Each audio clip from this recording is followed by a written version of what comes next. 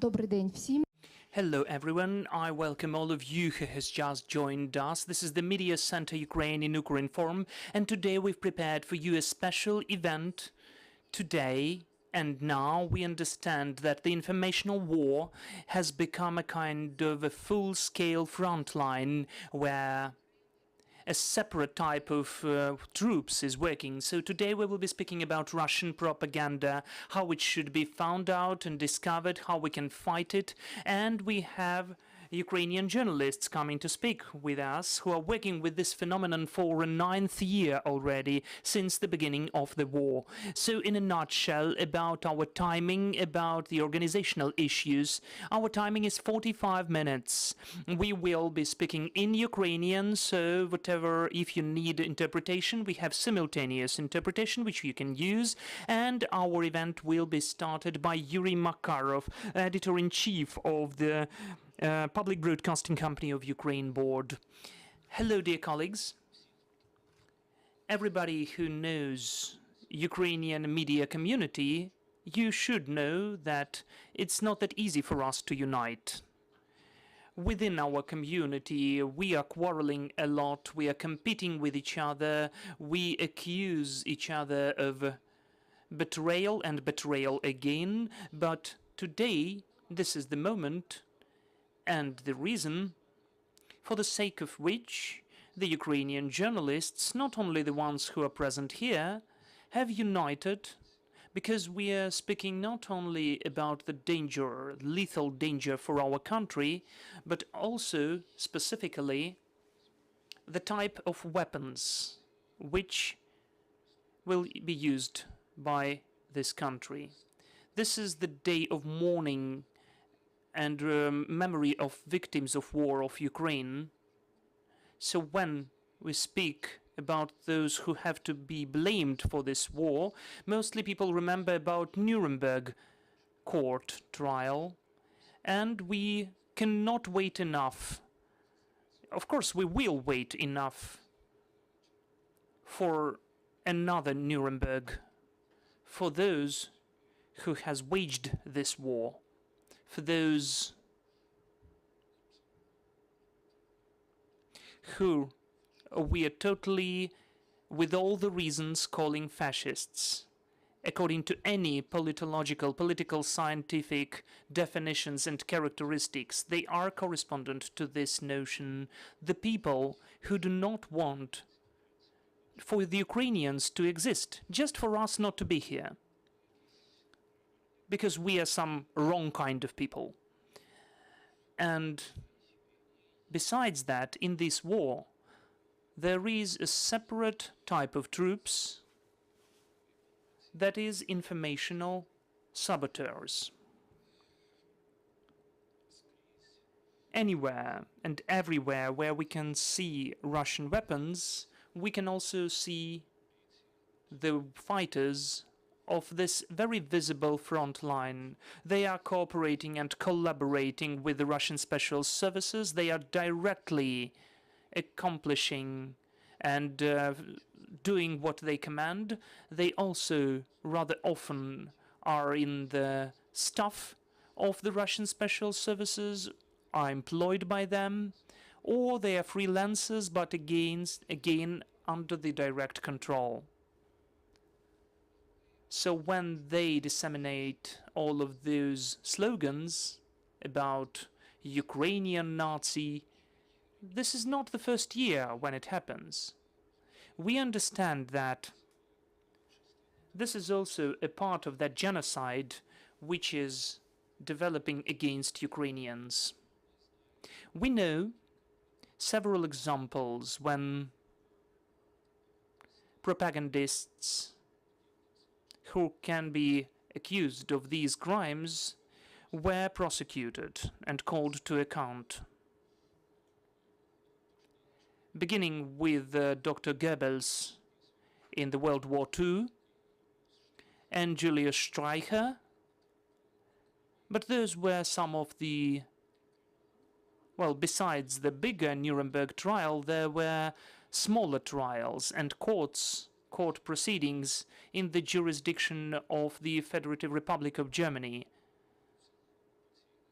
even against the occupational administration.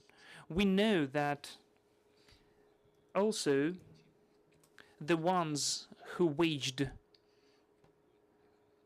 this genocide were prosecuted as well, in particular the Radio 1000 Hills. And we'd like to begin, at least at this symbolic level, would like to push the real court to take place, registering and documenting the crimes of Russian propaganda and collection of materials for the further liability and prosecution, criminal prosecution for the crimes against humanity of really very specific Russian propagandists, name by name, patronymic by patronymic, and surname by surname. So from here, from Ukrinform, we urge to the whole democratic world, to all of our colleagues, please join this fight together with us, because they are not our colleagues. They have a different aim, they have different values, they have different standards. So their standards is their military mission. They are not colleagues for us. This is not press, this is not media. When a Russian journalist is in the frame and it is written on his armored vest press, it's not press really. This is just a usual fake journalist.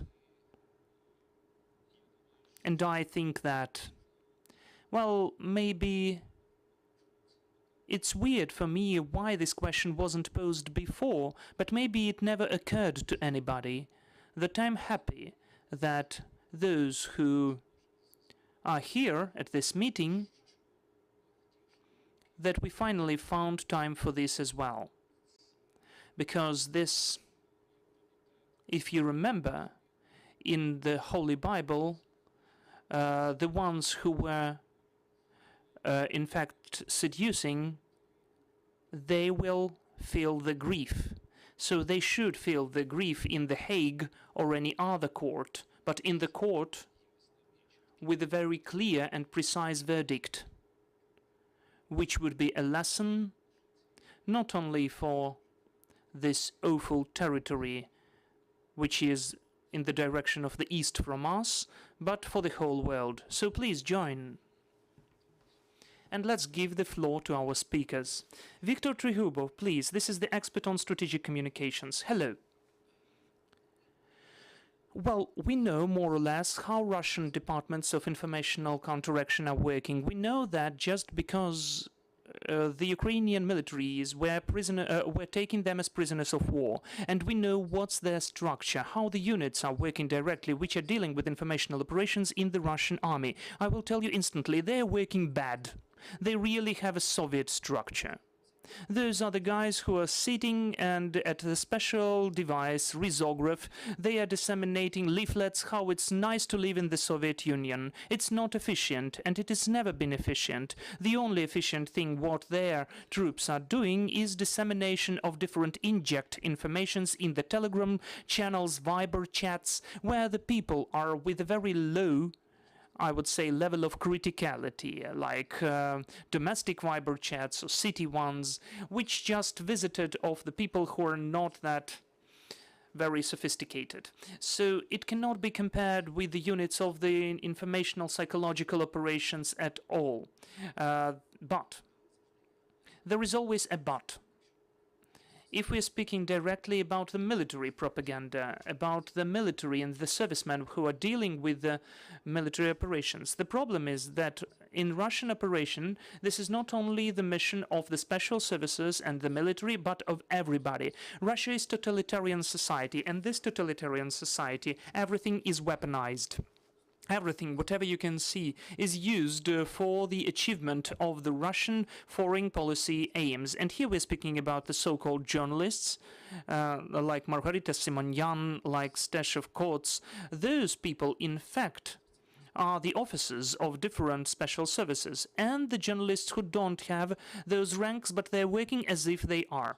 For instance, coming back to Solovyov as an example, they are all the unified system. They are all one and big special service, in spite of whether they have the formal status of a journalist or not. They are all the producers of propaganda.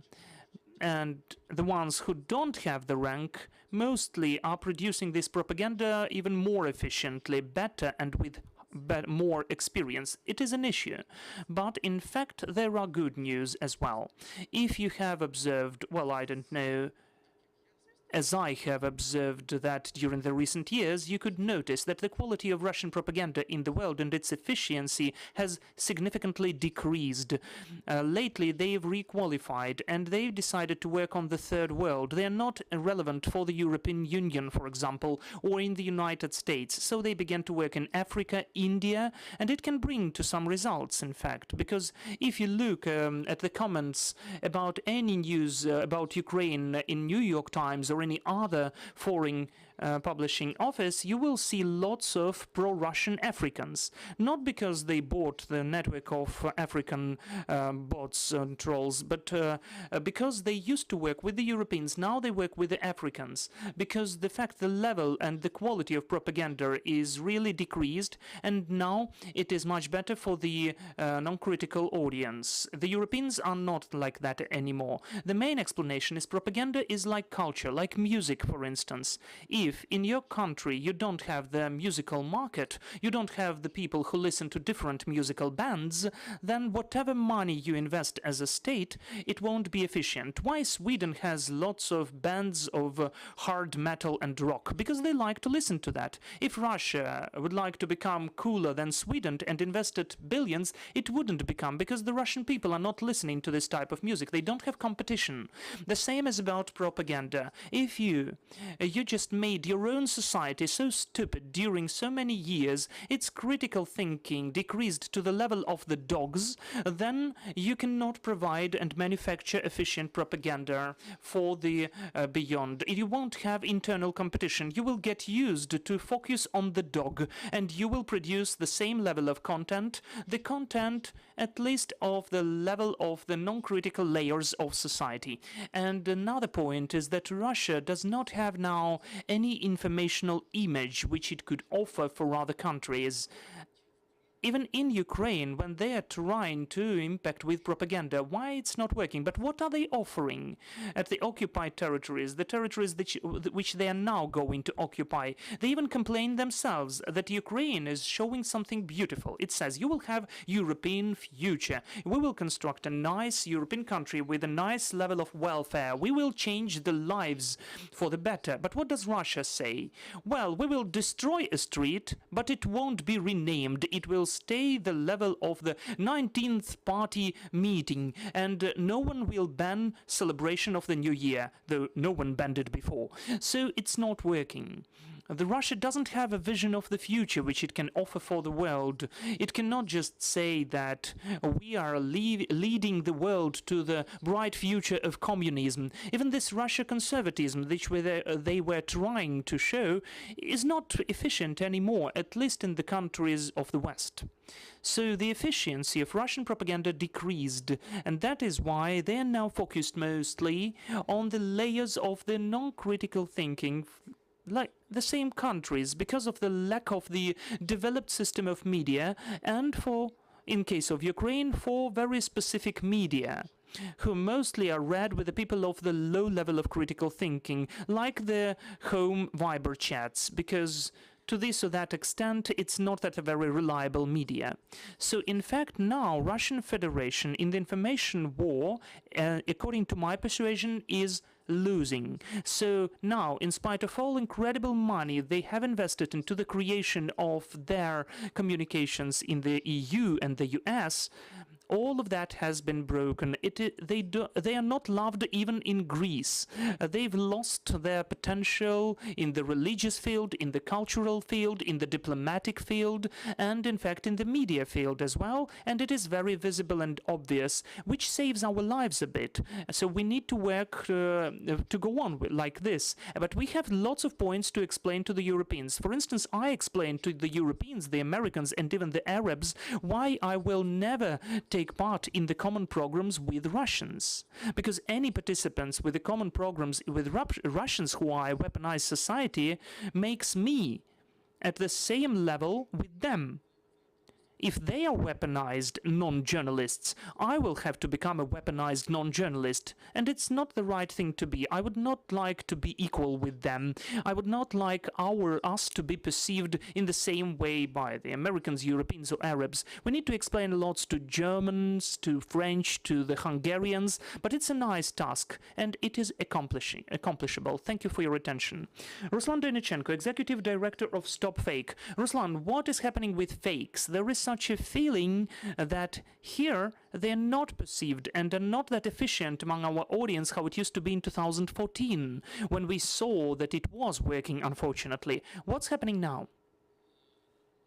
Well, first and foremost, nothing has changed. They are produced and even more than they used to be. StopFake is dealing with monitoring disinformation, not only fakes but disinformation as well, first and foremost in the Russian media for more than 8 years, beginning with March 2014. Though during these times we've heard for multiple times criticism why we should do that. It's not efficient to debunk every fake, or vice versa. You're helping to disseminate it even.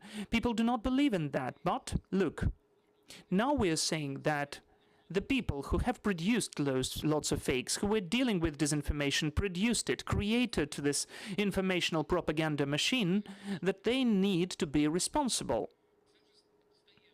It is already becoming a mainstream in Ukraine.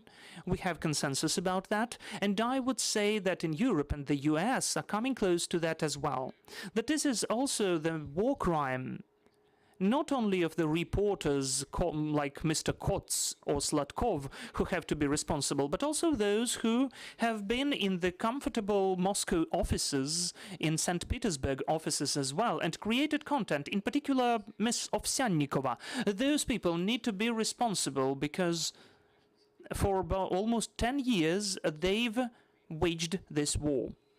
So, again, when we are saying that during these times what StopFake did, we did not only monitor, we busted those fakes and debunked them. We collected a huge collection, many thousands of fakes which we debunked, but now all of those fakes and our debunking is transformed into the evidence base. Lavrov and other Russian state officials will repeat when they will be asked where are the proofs. We can show those proofs. We've collected them during those 8 years, even more than 8 years. We can, for each Russian media, for each journalist, we can provide the proofs, what and when he or she was lying and how, which reports they shot. So I will open a secret. We are finalizing a huge database where all of that will be collected, all of this information during these 8 years. And when we invented this idea, we wanted just to have convenient use of this information for the researchers. But now we can see that the day is coming when this information will be used by the investigators, who will analyze all of that and also present it in the real courts against real convicts who will get a real punishment for what they've done. And one more moment which I'd like to mention is about the efficiency. When, well, we are not just collecting the fakes and debunking them. Together with the company of Facebook, our organization is marking, labeling those fakes when they emerge in Facebook. So when someone is injecting disinformation into Facebook, he or she gets the message, notification, and gets to know that it's wrong and why it's not true. He or she can read. So in comparison with some of other platforms who just can delete this information, and by the way, it's not always useful. because now we can see that lots of disinformation for 2014, 15 and 16 is just deleted from YouTube. And again, we are working to save that in the archives, but it's also the evidence base and it's important to preserve it. So again, I cannot just tell you the figures, but monthly, millions of posts are labeled. Millions of people get to know that this or that piece of information is not true and why it's not true. So it seems to us it's one of the reasons why Facebook, that is company of Meta, has not only been banned, but announced as extremists, because it's even more efficient than the approach when this information is just deleted. So I do hope that the efforts which Ukrainian journalist community is doing, they are making this day closer than when the ones who produced all of these years, during all of these years, disinformation, they will get fair punishment. Thank you. Maksym Vikhrov, editor-in-chief of the magazine Ukrainian Week. Hello. I fully agree with what was mentioned by my colleagues before, but also I'd like to emphasize one more point. When I, together with my colleagues in Ukrainian Week, we are working with the foreign audiences, we are communicating with the foreign journalists. In fact, those can be different countries. It could be France, it could be India. So we are facing rather often with the deficit of understanding of that Russian journalists are not journalists at all. So on the one hand, everybody in the world knows that there is Russian propaganda, that it's really toxic, it's massive, it's bold, but we are fully facing the situations when some kind of normal media just refers to Russian sources, cites Russian speakers, reporters, and so on. So out of that, we can get a very important strategic task. Ukraine as a state and the journalist community of Ukraine has to let the world know a very simple message. Everything what's done by Ukrainian journalists, bloggers, opinion leaders, and so on, well, he meant to Russian journalists, is propaganda. It's not journalism.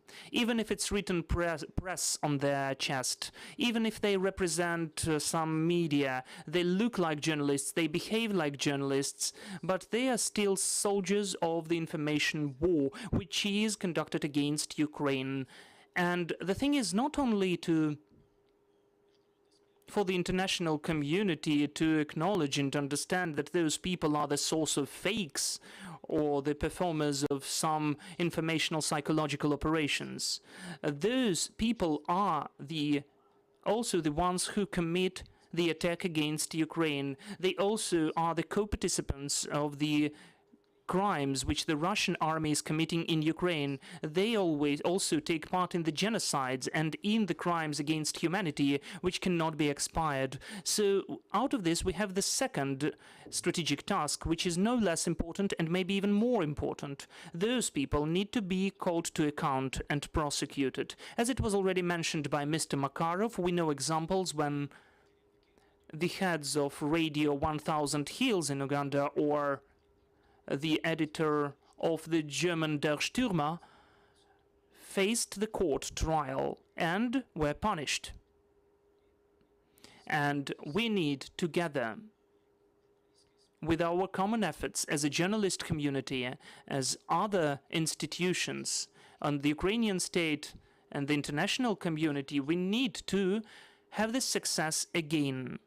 And with these facial expressions, they need to sit in the court, those Russian propagandists whose names we need, as professionals, we need to know and to write where it should be written down. So our mission as Ukrainian journalists is not only to debunk or bust the fakes, not only to stop and suspend psychological operations, informational psychological operations, but to do whatever is depends on us for such kind of event to take place again. Denis Kazanskyi, Ukrainian journalist. Denis used to work at Donetsk region in the beginning of the war, and he had to leave its territory because of the temporary occupation. Denis, you have to be one of the first who faced the outcomes of propaganda. Maybe you could share some cases. Yes, that's true. Well, I don't think that I will tell you something new now, because on the screen we have seen the quotes from different publications of the Russian so-called journalists, so-called military reporters. Mostly this is not journalism about making people aware what's happening. Those are just appeals to murder, and the journalist cannot appeal to the verdicts. The journalist makes people aware, but those journalists intimidate. They call for killings and dehumanize the society. Their work, according to its essence, is really different from what is mostly done by the journalists. We can see, for instance, some of the fresh examples, like the Russian military reporter who is working in Mariupol, Alexander Sladkov. He wrote that, just look at Mariupol. If the city does not surrender, it will be destroyed, and the same fate is waiting for Kharkiv and other Ukrainian cities. That's definitely not journalism. Those are just calls for mass murders.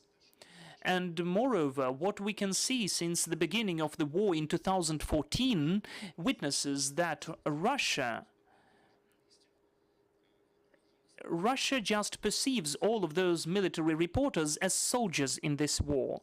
They also accomplish some missions and tasks. They are also the part of the army. So, according to the foreign journalists and Ukrainian journalists, Russians have the same attitude towards them. They also perceive the journalists from other countries as the soldiers of the enemy's army who have to be killed, or at least you have to use violence against them. And just today we saw the report of the organizations Reporters Without Borders.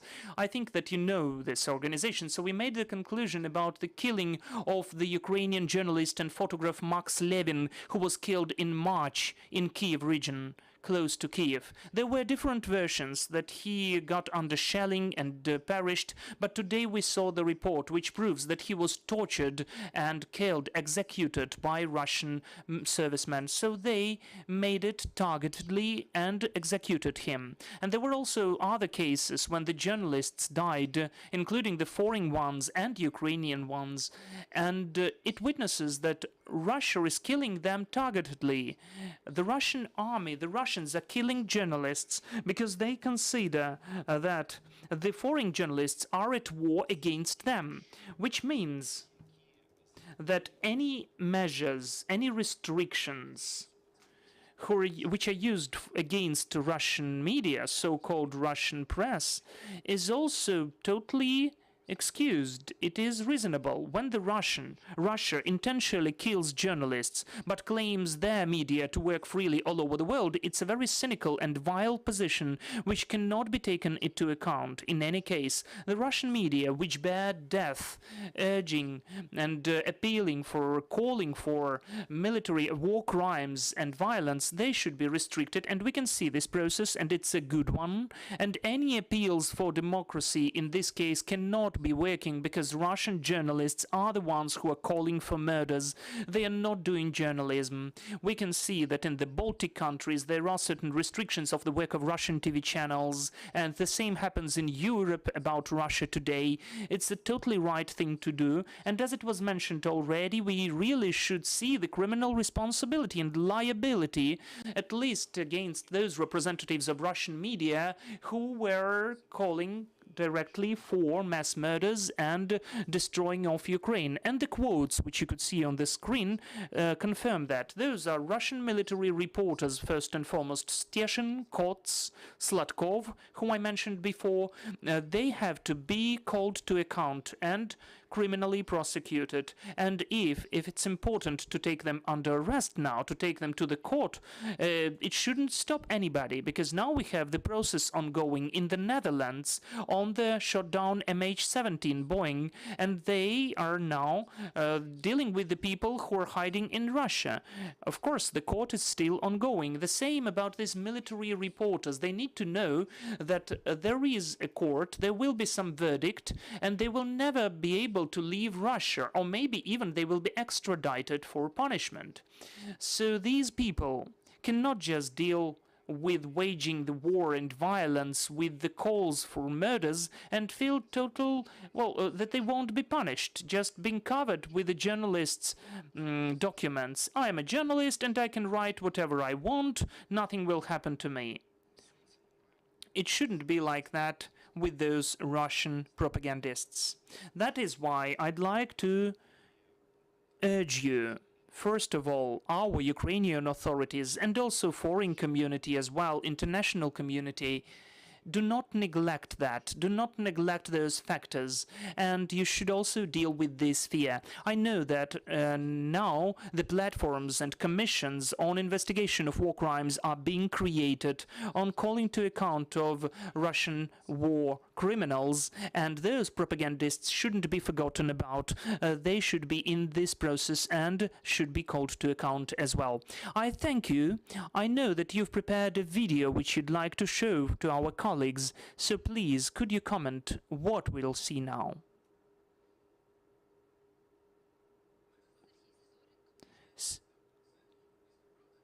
I'm the editor of European Pravda, and I'm facing what the Russian so-called journalists are writing.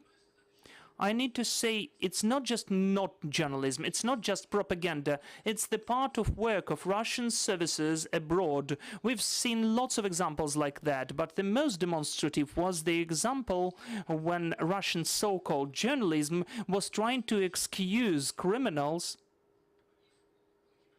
in the UK. Do you remember the interview of Margarita Simonyan, as if she interrogated those FSB employees? So this is the symptom that this is not a journalism, this is the international crime, and those people should be punished in the international tribunal.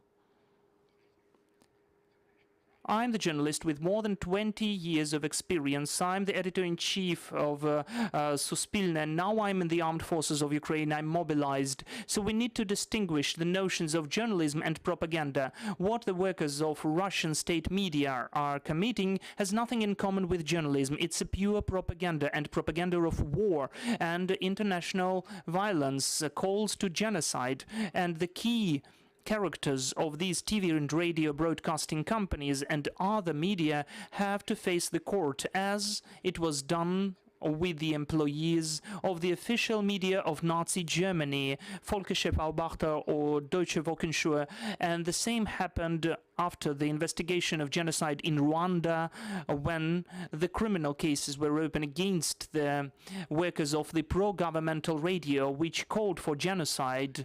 All of that, I consider, after the failure of the Russian regime, should take place against the official Russian media. I call to my colleagues, journalists, join this and record the same video. Hello, I'm Roman Skripin. I have my own media project, and I was called to join this initiative of the Ukrainian journalists who are united during these hard times. I hope not before our death penalty, but it will be the proper verdict of the international court against Nazism, against Russian propagandists, because we need to finalize it. It's the issue of life and death 1.0. I have basic principles in my life: to be real, and it's a slogan of my project. Also, I think that every action has its own price, and this price can be very high for those who committed those actions. Both from the positive and negative side, every said word, according to my persuasion, has consequences.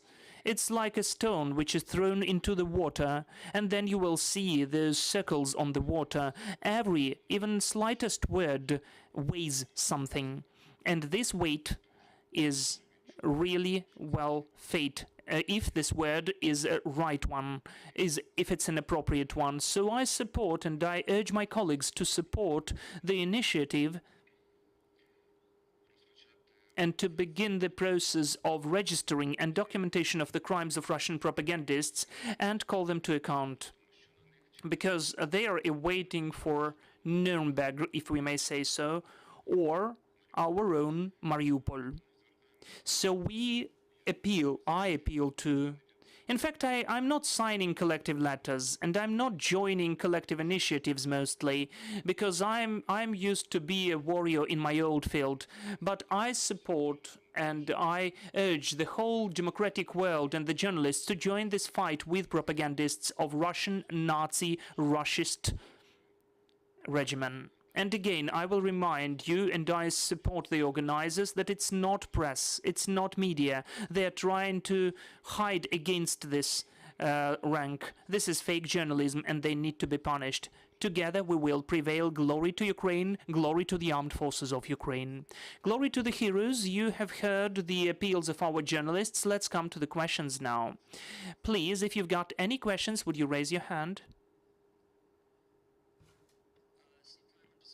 Thank you for being out today.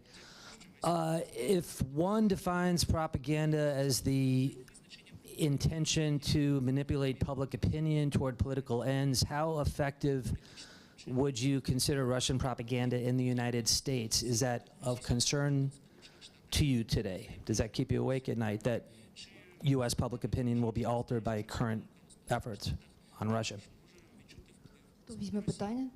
Who would answer?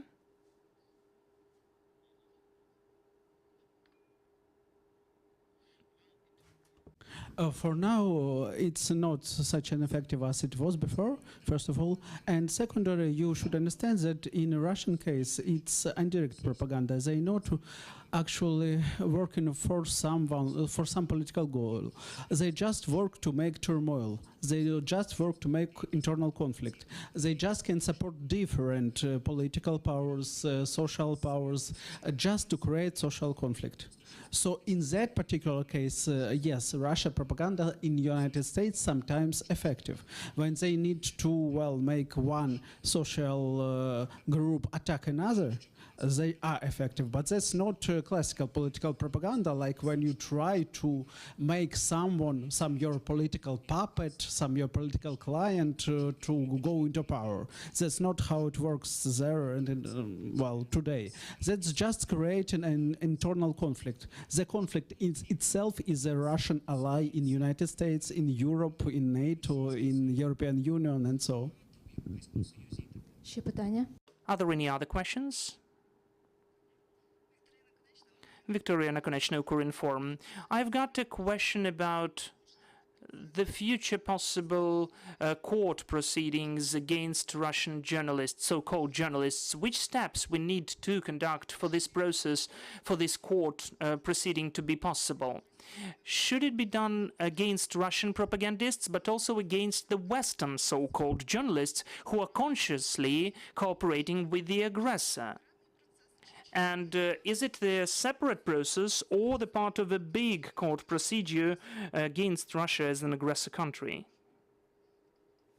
So please, colleagues, who is ready to answer?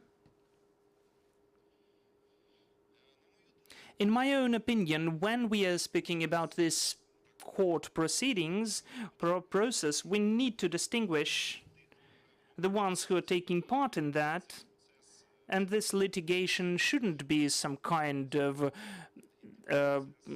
just making people accused of something, but this should be a totally legitimate litigation with an evidence base and for people to be responsible for certain crimes. It's not easy for me to speak about the Western journalists, about the level, well, and who you mean, in fact. Maybe we need some examples.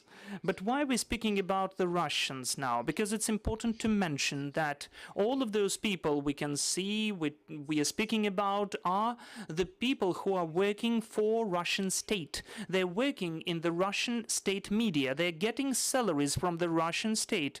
So they are state officials who are doing whatever they do, because this is the state commission. And we can see and say precisely that Solovyov, Margarita Simonyan, Dmitry Kiselyov, they are the state officials. They are working at the state TV channels, getting state funding. So they waging the war and violence. They are working for the regimen of Putin. They are the parts of his regimen. If we are speaking about the journalists who are not working officially for the Russian state, their position can be just maybe the one which is mistaken. Maybe they are mistaken. Maybe they are sincere. It's not the fact that they are doing something commissioned. We cannot just put to trial anybody who said something against Ukraine or supported Russian perspective. We need to precisely and specifically speak about the people who were directly appealing to genocide, to murdering of Ukrainian citizens, to war. We are showing you some of the quotations of the specific people, and those quotations can be heard most of all from the Russian state officials. This is my opinion. There are some people, specific people, whose blame is obvious. I would add, when we are speaking about the Western journalists, most of all we are speaking, I do apologize for the notion, the ones who are working for Russia. We are speaking about, unfortunately, useful idiots, or the people who have some personal bias. The classical example was yesterday. The journalist of BuzzFeed, Christopher Miller, a good person of pro-Ukrainian views, but he's really cycled to search Nazis. And this is the person who really wrote that Azov has Nazis for several years in a row. And as a result, we know Azov was demonized. The international support was not sent to Azov because BuzzFeed wrote about that, and it did not let Azov to be efficient countering Russians during the combats. Is he a pro-Russian agent? Of course he's not. He's pro-Ukrainian. He's sincerely pro-Ukrainian. But can the actions of this person, maybe someone was even killed because of him? Yes, I would say that someone could be killed because of him. But he's not an agent, but there are reputational losses. So when one Ukrainian journalist came to and announced that he's coming to the informational panel discussion together with him, she was commented by her own subscribers in Facebook. Because this is how reputation works. But what again we need to remember, there are Ukrainian journalists, some of the Ukrainian journalists who were not working for Russian Federation, but for different scum, like Klimenko, like oppositional political faction, Shari party, and others. So we need to think what we can do with them, especially under the condition that some of them are now the hosts of the national TV marathon. Thank you. There is one more question. Hello, Andriy Shevchenko, Media Center, Ukraine. In the fresh report, the bulletin of Eurasia Group, the organization which has the headquarters in Washington, they say that the Russian propaganda is activated in some of the Eastern European countries, neighboring countries, Bulgaria, Romania, and Slovakia. And they even foresee that it can lead to the colder position of these countries against Ukraine. I would like to ask, which countries and which regions does Russian propaganda focus upon, if there are some? And is it possible that it's not substantial to be afraid of that? Please. Well, it really is, but as I already mentioned, the more countries has used to the Russian propaganda system of media, the less developed media market is, then it's more vulnerable against Russian propaganda, and the more active Russian propaganda is there. Yes, obviously, Bulgaria has a bit worse situation in comparison with, let's say, Sweden. So yes, Russian propaganda is trying to target the countries where they have some of the pan-Slavic sentiments. That's true. Slavic sentiments. Yes, they always targeted the countries of ex-Yugoslavia. They like to work at the Balkans. As for Slovakia, it's not that efficient because Slovakia is a very specific region. My friends and colleagues are working there, and on the one hand, they are very neutral, but they're very cautious. They're neutral they look like Belarus about their mentality. They try not to be interfering in the conflicts, and they try not to take sides, though they have pro-Ukrainian sentiments because they can see that the Ukrainians are suffering, they pity us. But on the other hand, there is certain vulnerability against pro-Russian narratives. As the Russians say, we don't know the whole truth. The truth is somewhere in the middle. That is why they really sometimes can perceive Russian propaganda, though it's not that bad in Slovakia than in the above-mentioned Bulgaria and Romania. Yes, I'd like to add, and I fully agree about the countries which you listed.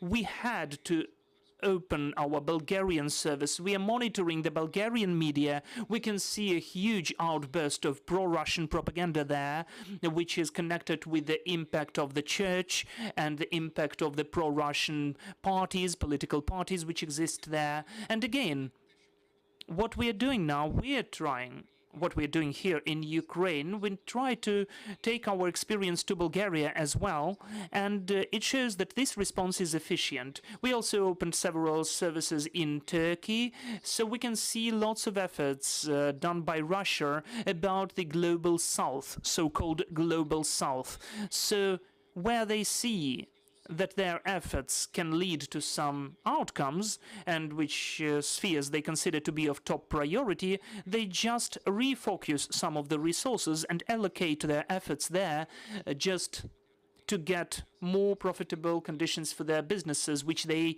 rearrange just to decrease the support of Ukraine or the Western countries to support Ukraine. So again, we can see those efforts, we register them, and we try to counter them. We can see that others, governmental and non-governmental organizations, are also trying to counter Russian efforts. I would like to add a word. Well, I'm out of time, but still. Yes, it's the matter of paradox that we urge for legal actions, but there are no lawyers among us. So we can see still our message is not to our message is just to collect and disseminate knowledge, knowing how it is working. It is also important for us to disseminate, besides all of that, two more messages. Message number one: everything which is labeled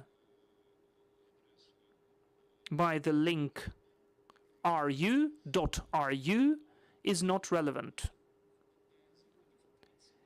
In the West, in fact, they don't imagine how much this picture of the world is distorted. If our colleague Lyubov Cybulska, who is regularly collecting the pearls and aphorisms of Russian propaganda, she showed the 10-minute video in Brussels, a very nice collection of different expressions and words at the Russian channels. People were just, in the audience, people were just totally killed. They could not even imagine that in the 21st century these words can be heard from the TV, moreover, the state TV channel. So it's important for us, whatever is coming from Russia, it should be, beforehand, it should be perceived as wrong. It shouldn't be just checked and just to recheck 2 or 3 sources, maybe there is such a leak. In fact, it's not productive, and it's so important to disseminate everywhere in the world. The domain name .ru is not relevant. This is message number one. And number two, well, of course, it's incredibly important. And well, it's my historical legacy that since 2002 till 2007, I was observing very closely how the informational troops are formed in Russia. So we can speak about that for a long time, but we'd better take a beer for that. So we need to understand that everybody who wanted to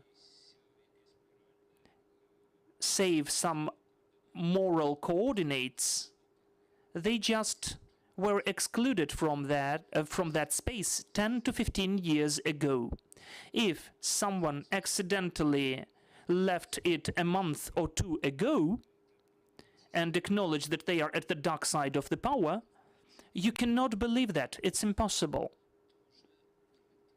This is a very thorough check of the stuff. They were trained, and the selection was taking place in a very reliable manner during the last 20 years, 100%.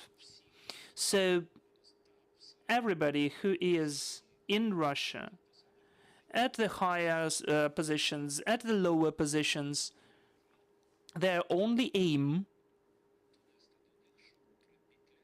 we need to make them know that they cannot just be missed. And how we can punish them, it is the question for the legal advisors. So our time is out. I would like to have the last statements for our foreign colleagues. Maybe you would like to mention something else about the propaganda from Russia. Well, why are we speaking about the court? As Yurii has mentioned, we don't have lawyers among us, but we are the journalists. And we understand that Russian propaganda has to be countered, but we can't counter just with debunking or busting those myths. My colleagues are debunking thousands of fakes, but the Russian machine of lies produces 10,000. And also we cannot counter Russian propaganda with our own counter-propaganda. Because when the dog is barking, we are not just crawling and barking at the dog. In any case, Russian propaganda, in their violence and propaganda of hatred, it will always be more efficient. We cannot do it how the Russians do. Our civilization matrix, our internal matrix, will not allow us to be as efficient in lies and hatred as they are. But we always have a civilized and really only efficient decision. We just need to stop it. When the dog is barking, when the dog is biting, the people do something with that dog. Well, at least they give it to the shelter, or they have to bring it up. But still, thankfully, we are speaking about Russians, not dogs, so the tribunal is possible here. Okay, thank you. I thank you for this interesting meeting. We have journalists here who are also joining this initiative, so please join. And Yurii, yes, especially for the foreign colleagues. I calculated that among the 5 presentees in the panel, 4 are the bearers of Russian surnames, and at least 3 of us were Russian-speaking. This is just the illustration for this face of Ukrainian Nazism, and maybe it would be useful for you in your further work. Thank you. I thank you. Please join such a very important initiative. Everything will be Ukraine. Glory to Ukraine. Glory to the heroes.